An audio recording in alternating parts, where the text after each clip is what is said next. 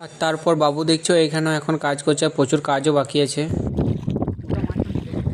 আর তারপর ওইদিকে আমিও কাজ করতে শুরু করে দিয়েছি এখন।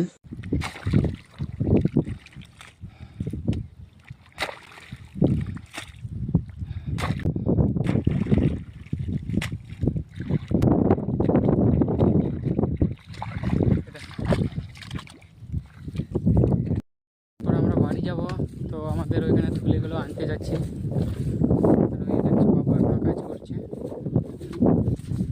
পায়ের অবস্থা দেখছো তো, এখন এখানে ভালো জল রয়েছে তো একটু পা গুলো ধুয়ে নিই। বেশ ঠিক আছে, তো এবার আমরা বাড়ি যাব।